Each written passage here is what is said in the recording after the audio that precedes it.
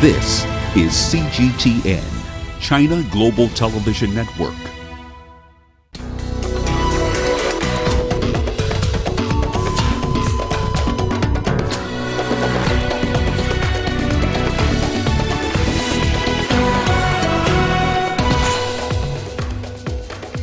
Tensions flare up in Sudan after military council and opposition reach agreement on next steps for the country's transition. France pays tribute to soldiers killed in Burkina Faso hostage rescue. And the UNHCR warns against deportation to Libya as fighting continues. Hello and welcome to Africa Live. As always, great to have you with us. I'm Richard Searle and Todd live in Nairobi. For those of you joining us across the continent and around the globe, we thank you for joining us. And tonight I'm alongside Uche Okoronkwo, who has our business headlines. Uche. Thanks, Richard. And here's a look at what's coming up on Africa Live Biz. The IMF projects Somalia's economy will expand by 3% in 2019. And Zimbabwe rolls out an 8-hour power rationing plan, the worst in years.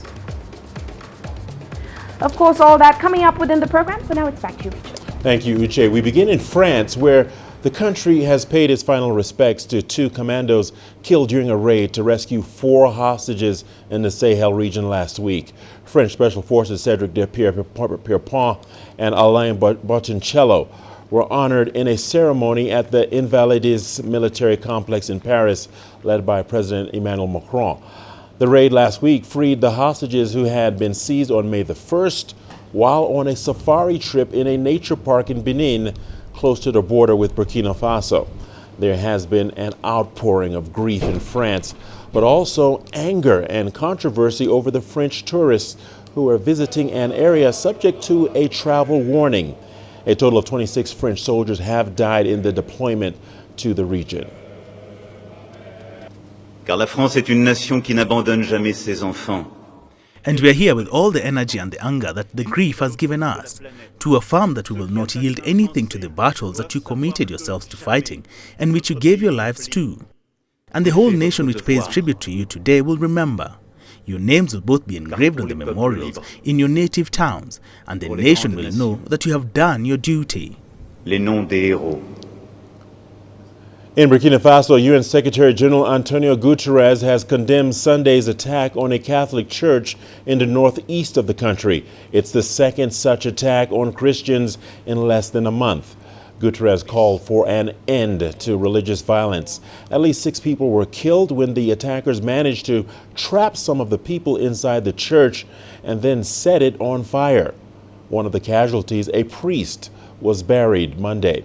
At the funeral, the Minister of Territorial Administration urged Burkinabes to remain united. Burkina Faso has been beset by a rise in attacks in 2019 as groups with links to Islamic State and Al-Qaeda based in neighboring Mali seek to fuel local tensions and extend their influence over the porous borders of the Sahel, the arid scrubland south of the Sahara. We've been tasked by His Excellency Roch-Marc Kaboré, President of Burkina Faso, and the Prime Minister, Paul Kabateba, to bear all the solidarity and compassion of the government following this sad and indescribable event. In this painful moment, the President tells us to remain hopeful, to remain united and in accord. It is the only way to overcome this illness. Mali is calling on the European Union to step up its support for the Sahel region amid a spate of extremist attacks. Security has deteriorated in the Sahel over the past decade, with extremist attacks occurring frequently. Both fighters and people seeking better lives in Europe move easily across the region's long, porous borders. Several groups linked to the Islamic State organization and Al-Qaeda are active in the region. In a rare video released last month, Islamic State group leader Abubakar al-Baghdadi congratulated brothers in Burkina Faso, Mali, and other countries for pledging allegiance. Now, let's discuss this further. We are joined by CGTN's Kevin Ozebek in Brussels. Kevin, thank you for taking time out to join us here on Africa Live. First things first, Kevin, the European ministers have been discussing security, especially security in the Sahel. Can you give us more details? Yeah, this meeting ended by not many firm, concrete additional steps being taken place, but both the EU as well as the Sahel 5 did agree that what they need to do is just further deepen cooperation and continue to build what's already a pretty strong political bond. Federica Mogherini, we heard from her just about an hour ago. She's the chief EU diplomat. She said, you know, we have all this EU investment and aid going to that region of Africa. Despite all of that, we are still seeing the security situation there get even worse. But what she told reporter is, keep this in mind. What would that region look like if we were not supporting it and not funding some of those missions in Mali and Niger that are aimed at trying to counter some of the threats from terrorism? So she did ask journalists and those watching to ponder that. So she thinks that what the EU is doing in that part of Africa is having some sort of a positive impact. Now, this has been day 2 of a foreign ministers meeting. On day 1, EU foreign ministers met to talk about the Sahel. They said, of course, there are a number of issues still plaguing the region, including bad governance, lack of structures and institutions that lift up and protect human rights. There is structural poverty, and all of that then helps fuel the situation of very poor economies and having many people there desperate to find work, and that's then why they tried to come here to Europe. All right, Kevin, let's talk about this a little more. In your opinion, why do you think the Sahel relationship is so important to the EU? Because it is a huge source of migrants that try to come to Europe, and they make that very dangerous journey up until Libya, and then the often deadly journey of trying to get across the Mediterranean onto EU soil. This has been a problem in Europe for years. It's been a political issue as well, and at times when we see migrant boats trying to make their way to an EU port, we see diplomatic disputes between EU members, and we have seen a shift in the far right here in many politics because of the migration crisis. And this is an issue that here in Brussels, EU leaders find it very hard to unite the continent around. There's really been no specific big policy plan that has helped the continent try to tackle the migration process. So what happens down in the Sahel very much impacts politics here in Europe. All right, speaking of this relationship, break it down for us, Kevin.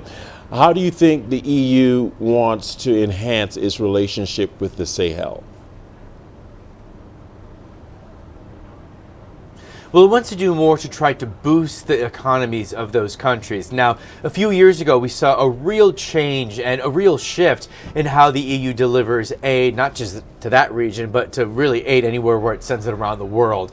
And its goal now is not to just send lump sums of money or send some country €1 billion or so. Rather, what it's doing is it's supporting specific projects that, for example, help entrepreneurs in the region or help women get jobs.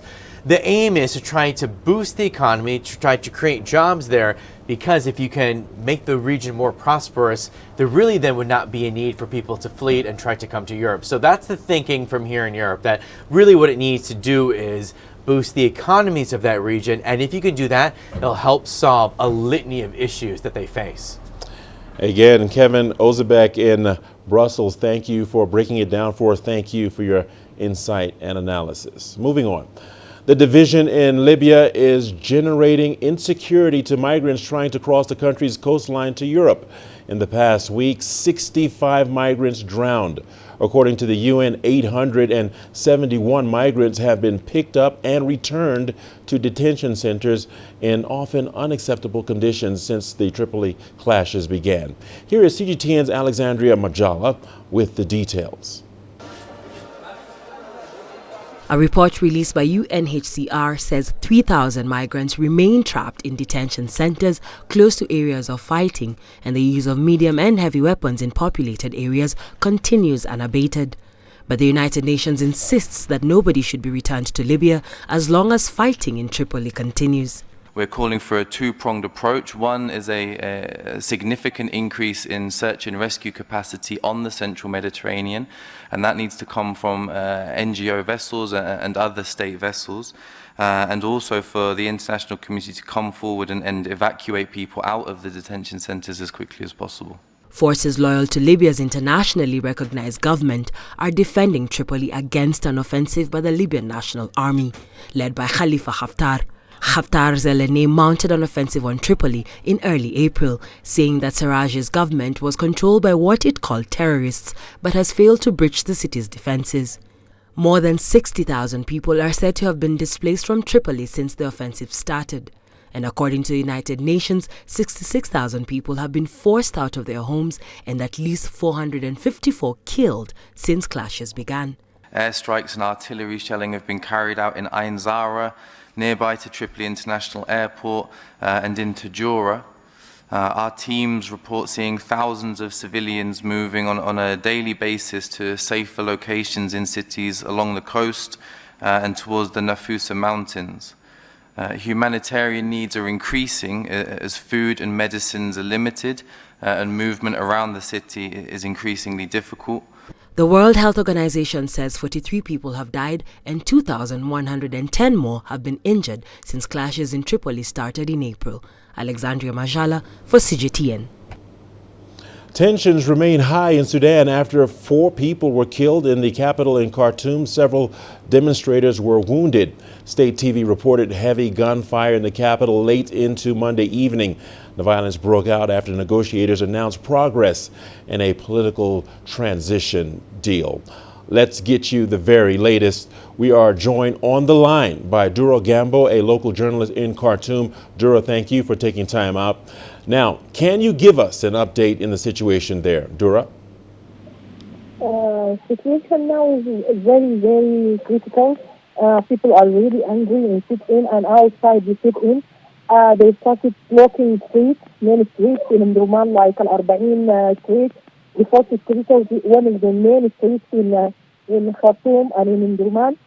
Now it's blocked completely since the early morning. People are protesting, setting fire on tires, and even at the midday of the day, they blocked the main bridge between Bahri and Khartoum. It's the Maklimir bridge. They blocked it, and they are calling for justice and civil government immediately. All right, you're watching. Dura, thank you for that update. Thank you for your insights. We'll be covering that story a little later on. Moving on, time for a short break. You're watching Africa Live on CGTN. We have lots more news stories coming your way, including South Sudan President Salva Kiir pledges peace for the country in address to the National Assembly. And an Ebola treatment center is attacked again in the eastern DRC. You don't find the stories of North Africa by sitting on the sidelines. You've got to get out, go there, and you'll find them. In the bazaars of Casablanca, among the crowds in Cairo, who come to visit Cairo, the ancient capital of Egypt. Along the waters of the Nile, along the sands of the Sahara. No one else will take you where we can in North Africa. No one else will show you what it's all about. CGTN, see the difference.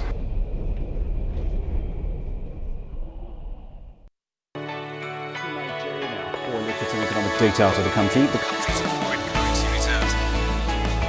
With a dedicated and diverse team of anchors, CGTN now brings Africa to the palm of your hand. I'm Perina Karibe in the heart of Nairobi, which is bustling. From everyday heroes to the continent's most powerful figures, we bring their voices to you. We haven't changed. And this is something most of us are very excited about.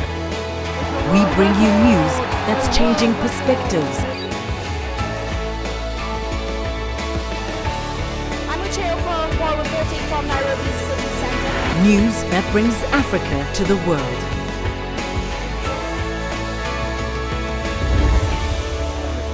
CGTN. See the difference.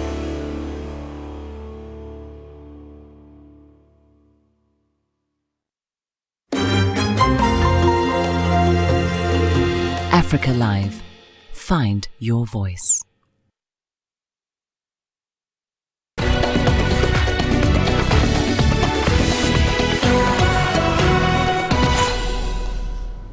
Welcome back. The Nigerian government has accused former President Goodluck Jonathan and his then oil minister of accepting bribes and breaking the country's laws to broker a $1.3 billion oil deal 8 years ago. The accusation is contained in documents filed before a London court in a case widely referred to as the Malabu oil deal in Nigeria. Anglo-Dutch company Royal Dutch Shell and Italian peer Eni jointly acquired the rights to the OPL 245 offshore oil field. Here is CGTN's Deji Badmus with more on that story. It's about the most talked about legal case in Nigeria, and the subject of the case dates to as far back as 1998. The case has been in and out of court in Nigeria several times and has survived more than 3 different administrations in the country.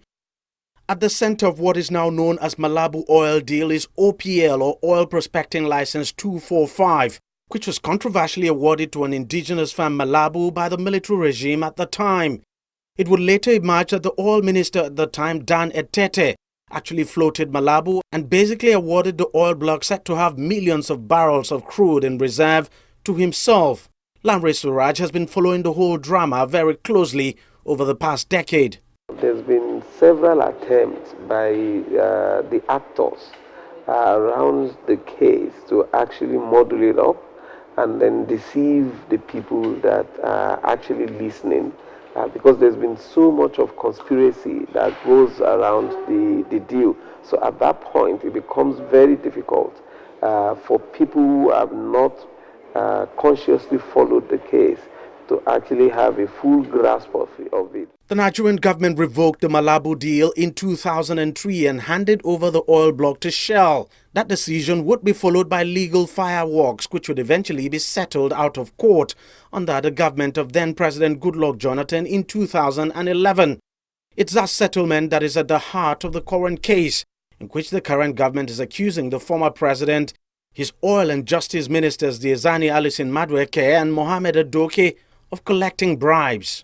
The contract that was signed in 1998 when the oil was allocated to Malabu, another one that was signed in 2003 when the license was withdrawn from Malabu and given to Shell, and the other one that was signed in 2006 when it was returned to Malabu, and were worse, they were better under the military, were better than what was eventually signed in 2011. And we said, and which was part of what the civil society organization said, that look, we can see elements of corruption associated with that eventual production sharing agreement of 2011. And that informed the petition that we wrote to the Milan court, which currently has resulted in investigation and prosecution of quite a lot of people. Former President Jonathan has strongly denied any wrongdoing in the whole matter, insisting he never collected any bribe for the deal and challenging the government to prove it. The 2 ministers also mentioned in the case have also denied any wrongdoing, but both have fled the country and have refused to come back. For now, there are legal cases going on in Nigeria, London, Italy and Netherlands over the same matter. There's also been at least 2 convictions and several indictments against individuals and corporate entities like Shell and Italy's ENI, who were key actors in OPL 245. But this case is still far from coming to a conclusion. Deji Badmon, CGTN, Lagos, Nigeria. Well, South Sudan's President Salva Kiir says he is doubtful that security sector reforms could be completed in the next 6 months to pave the way for the formation of a unity government. President Kiir made the statement at the State of the Nation address on Tuesday in Juba. CGTN's Patrick Oyet reports. President Kiir says he needs up to 1 year for reforms before the formation of a new unity government, despite the deadline for that new government being November this year. What are we going to do in 6 months that we failed to do in 8 months? At the time when we had the 8 months, it was a dry season. In our country, you can do things better in the dry season rather than in the rainy season, because we have no airports in the states or in the counties. We have no roads that you can use to move anywhere. The Eastern African Regional Body IGAD, the African Union and the United Nations say they are ready to mobilize funds for the peace deal so that the new government is formed as planned. The agreement's not perfect. I don't think there's ever been a peace agreement that's ever been perfect, but there is no plan B. This is it. This is the plan A, and we all need to work together to make this agreement a reality. President Salva Kiir says, with the exception of the time frame for security sector reforms, he remains committed to implementing the peace deal he signed with opposition groups last September. Our country stands at the crossroads. That is to embrace and consolidate peace or to slide back to war. I stand for peace and stability, and I completely reject war. More than 2 million South Sudanese people remain in refugee camps in other East African countries, unable to return home as they wait for formation of a unity government and for violence to come to an end in the country. Many here now say they want to see their leaders take actions that can bring peace back to the country rather than promises that have not been fulfilled in more than 6 years of war. Patrick Koyet, CGTN, Juba, South Sudan. Uganda is protesting the decision by the ceasefire and transitional security arrangements monitoring mechanism to exclude the country's army officers from the South Sudan peace process. The mechanism monitors compliance of the South Sudan peace agreement by warring parties and armed groups in South Sudan. However, the leadership of the mechanism says they have to scale down due to lack of money. CGTN's Michael Baleke has that report. Uganda argues that despite the funding gaps, the country needs to maintain a presence in South Sudan because it's a guarantor of the peace process. Uganda has deployed 17 senior military officers as part of the teams to monitor and verify violations of the South Sudan peace treaty by the warring parties. Now we are key stakeholder. We have supported the people of South Sudan for a very long time. We have continued to mediate in the times when they have faced challenges, and therefore we continue to be very, very, very interested in what's going on. The monitoring and verification teams are required to make reports of military fighting, blockage of aid routes, forced recruitment of child soldiers, and attacks on civilians in the most conflict-affected areas of South Sudan. And Uganda says its involvement in the conflict as a peace broker has greatly improved the situation on the ground. We have a common border. There are a lot of our business interests at stake in Sudan. And it has been proven beyond reasonable doubt that when we scale down or completely withdraw, the situation erupts. And Uganda pays the ultimate price. Uganda is now calling on the leadership of the Intergovernmental Authority for Development, IGAD, to review the decision by the leadership of the mechanism. Uganda is home to about 1 million South Sudan refugees who have fled hostility in their country. Authorities here believe the continued instability in South Sudan threatens Uganda's security and is already taking a toll on the country's economy. Michael Baleke, CGTN, Kampala, Uganda. Staying with security matters, the 5th batch of the Chinese Peacekeeping Infantry Battalion in South Sudan recently organized live ammunition training at the country's police academy shooting range in the country. The training is meant to test and improve the actual combat training ability of peacekeeping officers and soldiers. The peacekeeping officers and soldiers first carried out weapon correction according to the requirements of the on-site commander. They then applied shooting training in the prone position, kneeling position and standing position. I shot 47 rings, 2 10 rings and 3 9 rings. First of all, the weather is a big challenge. Although it is now in the rainy season, the weather is still very hot. There is often a big sun and then minutes later it rains. The second is that the body armor we wear is very heavy. It gives us a lot of challenges in shooting and tactical action.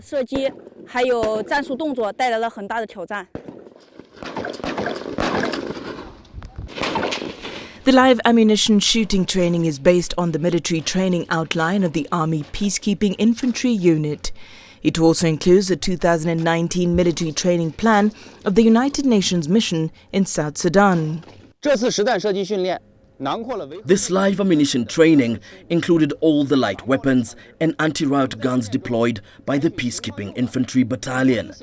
In the training, we adopt a combination of situational induction and simulation display to construct a battlefield environment that fits the mission area so that officers and men can be closer to the battlefield and feel the battlefield.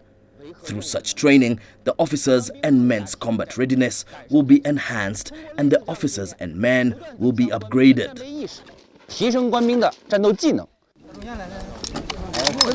Through training, the mission can now fully consolidate the ability of the entire camp to carry out complex and variable peacekeeping missions. Laura Walubengo, CGTN. In the Democratic Republic of Congo, 3 people have been killed after an Ebola treatment center came under attack in the east of the country. Local authorities say one of the attackers was killed in an overnight assault. The Ebola outbreak that began in August marks the first time that the deadly disease has struck in a conflict zone. Many Congolese falsely believe the virus was brought there so that people could make money off the local community. Mistrust and violence have seriously impeded efforts to end the outbreak. The World Health Organization has warned that the disease could further spread if the violence continues. One of the guardians came to us to tell us that the police told him to come and warn us not to panic because the center was under attack, and for 20 hours there was a security operation underway to save us from the Ebola treatment center. And to health matters now, and the month of May is designated as the Lupus Awareness Month. In Kenya, a group of lupus warriors comprised of mainly women of childbearing age organized a march down the streets of Nairobi with the aim of creating more awareness of the deadly autoimmune disease. Here is CGTN's Mohammed Abubakar with the details.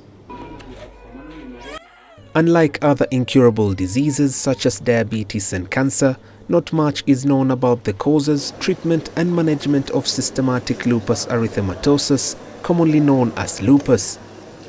But despite suffering from this potentially deadly disease, these lupus warriors can still afford to laugh and chat away with their friends as they seek to raise awareness about the autoimmune disease.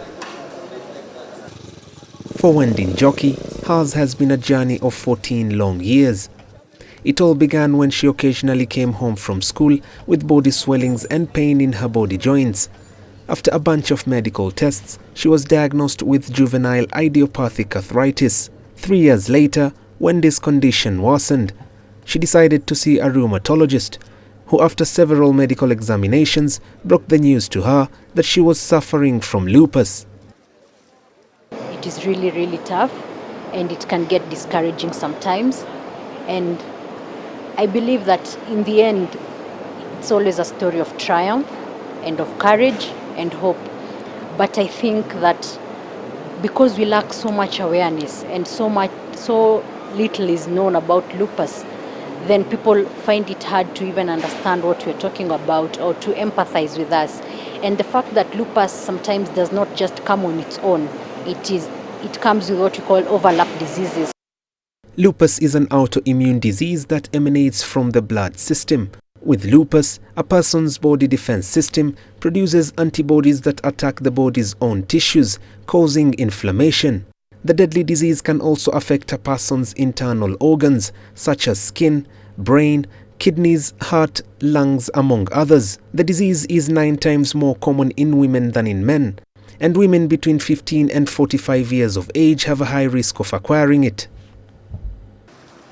Lupus can also take a heavy toll on the lives of those whose family members, friends or relatives have the disease.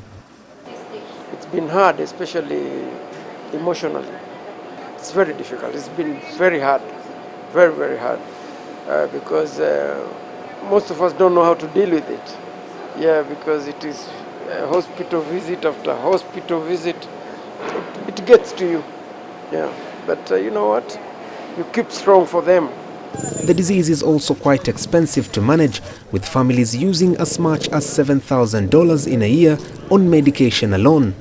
The expenses related to this condition is beyond any ordinary person. Sometimes the budget is about $2,000 per day for the medication, not to mention that they have to constantly keep taking tests, going to the lab and taking x-rays, taking MRIs, just to find out what next, because it is not a disease that has one condition. Mohammed Abubakar, CGTN. All right, this is Africa Live on CGTN. Let's now go over to Uche with the latest in business. Uche. Thanks, Richard. And coming up on Africa Live Biz, the IMF projects Somalia's economy will expand by 3% in 2019.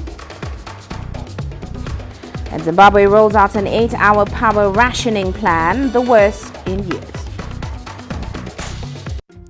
Africa is the nexus of enterprise, and global business will tell you why it matters. From the mega investment projects to multi-billion-dollar mergers and acquisitions. Africa today collects, just in terms of revenues from taxes alone, $545 billion a year. If you take 10% of that and you devote it to the energy sector, problem solved.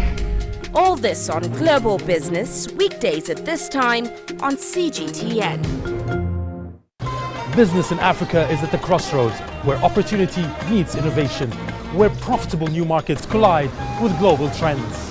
From the sound of an African bell on a stock market's floor, to the shout of the trader in a bustling free market. It's colorful, vibrant, and exotic. CGTN stands at the gateway to Europe, Africa, and the Middle East. From Morocco to South Africa, we talk to the deal makers and actors who fuel its engines of growth. Only on CGTN.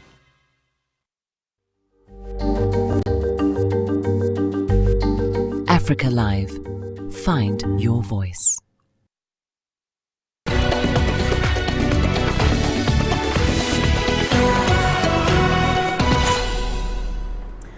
Well, let's start off in Somalia, where economic growth is expected to strengthen to 3% in 2019 from about 2.8% last year. Now, inflation is expected to ease to 3% from 3.2% over the same period. According to the International Monetary Fund, Somalia's economic recovery has been supported by vigorous activity in the construction, telecoms and financial service sector in 2018. Now, the country's government has also broadened the tax base and strengthened tax collection. This, of course, has boosted domestic revenue almost 30% to about $184 million in 2018 from a year earlier, and to about $54 million for the first quarter of 2019. And heading to Zimbabwe now, the country's state power utility has imposed the worst rolling blackouts in 3 years. Households and industries in the country will experience no electricity for up to 8 hours daily. Now, the Zimbabwe Electricity Transmission and Distribution Company attributed the power cuts to reduced output at its largest hydro plant and aging coal-fired generators. The chief executive of Chamber of Mines, Isaac Kwesu, however, called for critical industries such as mining to be spared from these blackouts. Of course, in the past, some of the big mines have resorted to directly importing electricity from neighboring countries like Mozambique and South Africa. Zimbabwe last experienced such serious blackouts in 2016 following a devastating drought. And shifting focus now, global messaging service WhatsApp has admitted a major cybersecurity breach that has enabled targeted spyware to be installed on phones through voice calls. The security vulnerability affects both iPhone and Android devices. The vulnerability is a buffer overflow weakness, enabling a malicious code to be inserted into data packets, which are sent during the process of starting a voice call. Now, when the data is received, WhatsApp's internal buffer is forced to overflow, overwriting other parts of the app's memory, and control is given over to the application. Now, WhatsApp is Facebook's flagship messaging application, and it is lauded for its end-to-end encryption, both for messaging and voice calls. As a result, it has become a standard communications platform for government and security officials in many countries around the world. And on the international front, China has retaliated against the United States for expanding tariffs on Chinese goods. China now says it will raise duties on tens of billions of dollars worth of imports from the U.S. Here's CGTN's White House correspondent Nathan King with the story. From huge tankers of liquefied natural gas to the humble peanut, beef, salmon, flowers and aircraft parts, U.S. exporters will be hit with a hike in tariffs on June 1st. China is raising tariffs on more than 5,000 US products. Some will be tariffed at 25%, up from 10%. Others will be taxed less steeply. But this is the promised response to US moves last week. China's Foreign Minister Wang Yi says China had to retaliate. We think that in these circumstances, it is senseless to unilaterally accuse the other side. Moreover, shuffling off the responsibility onto the other side is unacceptable. Attempts to increase pressure can only cause our legitimate blowback. The steps taken by China are not only a protection of our proper interests, but also a protection of the basic principles of multilateral international trade. China's countermeasures follow the US tariff hike from 10% to 25% on $200 billion worth of Chinese imports. That cast a cloud over last week's trade talks in Washington. And just after the latest Chinese move, the US president didn't just repeat his love for tariffs, which are paid for by US businesses. He announced he's prepared to tariff all remaining Chinese imports. We have the right to do another $325 billion at 25% in additional tariffs. That is a tremendous amount of money that would come into our country. I have not made that decision yet. Both sides have talked about more talks. No dates are set, but the Trump administration has indicated negotiators could head to Beijing soon. And as indicated last week, the US, after the markets closed here in Washington, decided to issue the list of the further $300 billion worth of Chinese products that they could tariff on the future. A list of thousands and thousands of items from food to furniture to pharmaceuticals and beyond. Now, the timetable for that suggests that they could have a decision on tariffing these remaining Chinese imports sometime towards the end of June. That is around the time that US President Trump says that he is set to meet President Xi Jinping of China at the G20 in Osaka, Japan. Nathan King, CGTN at the White House. And heading to Kenya now, the government has set aside around $2 billion for projects that are meant to reduce traffic congestion in the capital, Nairobi. Now, according to the country's transport ministry, all major junctions around the capital will now have modern high-capacity systems with interchanges. Top in the plans are a web of bus rapid transit systems, new railway tracks, bypasses, as well as elevated highways that are expected to address the gridlock. Now, at the same time, the government is in the process of rehabilitating about 150 kilometers of railway track, which will ferry passengers from various destinations across the city. The bus rapid transit system is expected to be launched next month, with new buses from South Africa set to arrive at the same time. Now, meanwhile, the Egyptian stock market has reduced its working hours by 2 hours daily to accommodate the Muslim month of Ramadan. However, the holy month is taking its toll on the North African nation as, of course, investors move to invest in more profitable global markets. Here's CGTN's Yasser Hakim with the details. The first week of Ramadan has been tough for the stock market, with losses exceeding $2.5 billion. There are external factors for this situation, mainly the trade war between China and the US, as Egypt is one of the markets affected by the instability. Internal factors relate to Ramadan, being a low season for Egyptian traders, but this is compounded by the fact that there is no clear vision going forward and some contradicting decisions, such as applying taxes instead of providing incentives. This has scared investors. With the market at its low point, many local investors have moved to invest in the more profitable real estate and gold markets. Experts believe the government should act immediately to encourage investors to return to the stock market. Taxes should be scrapped for it to become an attractive destination for traders again. This is a very important step. IPOs have been delayed, which has harmed the market. There are various successful public banks as well as companies in the oil and gas sectors. They should be floated to revitalize the stock market. It will bring investors back and raise the performance of the AGX. A stamp tax imposed by the government in April was quickly withdrawn after a backlash from investors. Analysts believe the slowdown will continue throughout the month of Ramadan.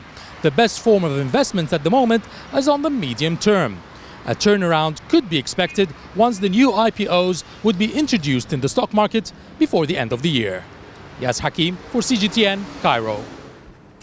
Now, a jury in the U.S. state of California has ordered agribusiness giant Monsanto to pay more than $2 billion to a couple who say their cancer was caused by long-term exposure to the firm's popular weed killer Roundup.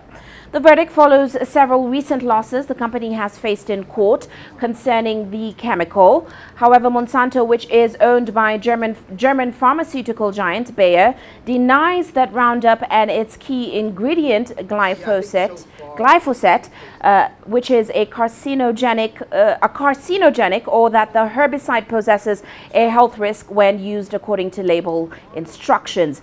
It is also insisting that its legal fortunes could change, as none of the 3 cases in California have yet gone to the appeals court. We wish that Monsanto had warned us ahead of time about the dangers of using Monsanto, and that there was something on the front of their label that said danger may cause cancer. This verdict, $2 billion in punitive damages, is as clear of a statement as you can get that they need to change what they're doing. They paid $63 billion to buy Monsanto, and by they I mean Bayer. They have the resources to pay for this case and the tens of thousands of other people out there who have cancer. They just need to get the will to do it. Well, that's all for now on Africa Live Biz. But coming up on Global Business Africa, Kenya is set to ship out avocado exports to China in an ambitious exports growth strategy. Of course, we'll bring you more on that top of the hour. For now, back to you, Richard. Thank you, Uche. This is Africa Live on CGTN. We have lots more amazing and wonderful stories coming your way, including funding and technological challenges delay construction of Egypt's new desert capital. Join us in Global Business and see Africa through our eyes. The greatest journeys, the greatest sights, the greatest adventures.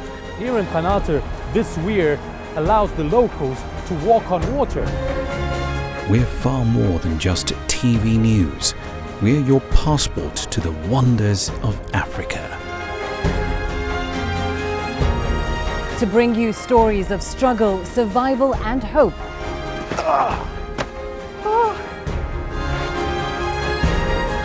So let's explore.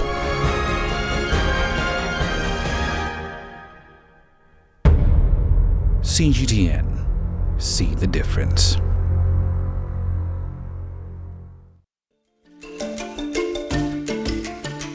Africa Live. Find your voice.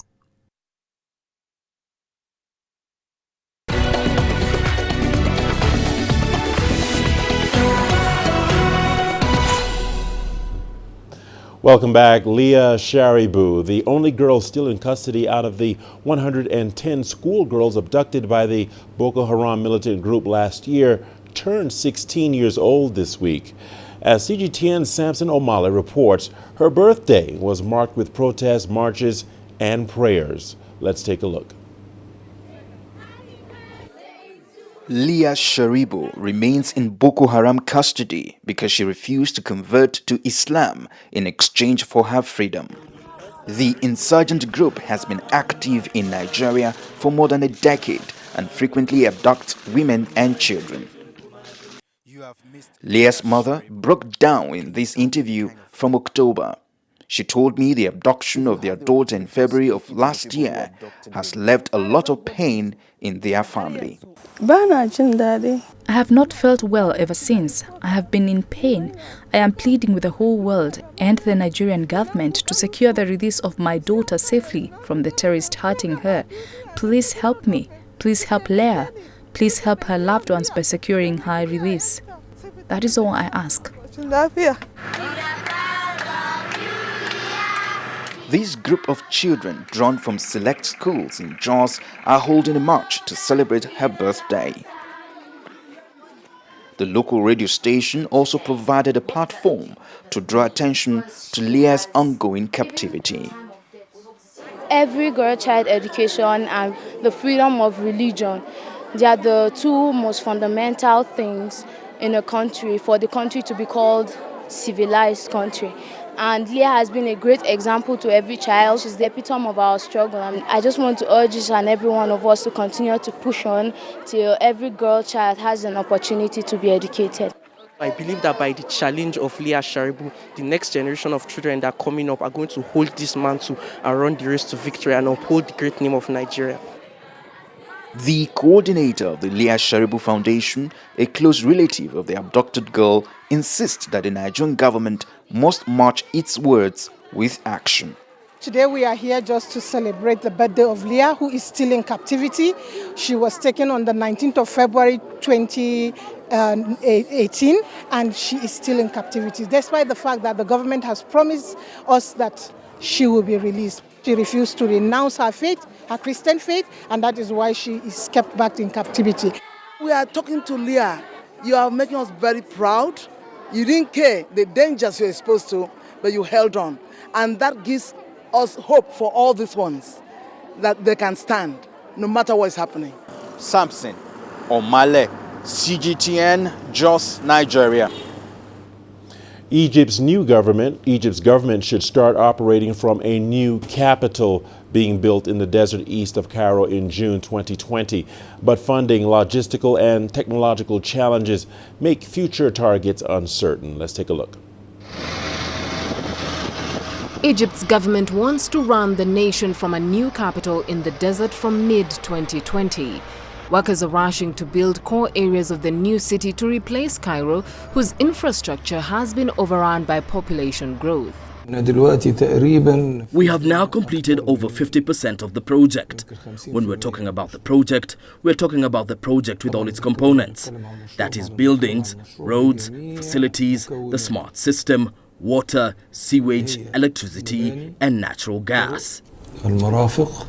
The new city, known for now as the new administrative capital, is eventually expected to cover about 700 square kilometers and requires $58 billion to be completed. But the project is struggling to raise funds after investors pulled out. We are executing a large project with investments of approximately 1 trillion Egyptian pounds when completed. That is, of course, when all the stages are completed. Where is the funding coming from? Well, we did not receive a single penny from the state. The state already has its many commitments and financial burdens. We get it from the revenue gathered by selling land. Launched in 2015 by President Abdel Fattah al-Sisi, a year after he was elected president, the project aims to offer an efficient base for the government and finance industry, as well as homes to at least 6.5 million people. We have over 6,000 cameras during the first stage. Everything in the streets and all the activities is transmitted via these cameras to the Security Control Center, which harbors the Interior Ministry. This center also controls the traffic and ambulances. Everything is received and analyzed. The project also seeks to lift an economy dented by political turmoil after 2011, in line with President Abdel Fattah al-Sisi's vision, which he shared when he came to power. Beryl Oro, CGTN. And we've got your sports news coming up after the break. Here's a sneak peek at what's ahead. Harambee Stars coach Sebastian Migné names a 30-man provisional squad for the upcoming Africa Cup of Nations. Africa, where champions are made, records are broken,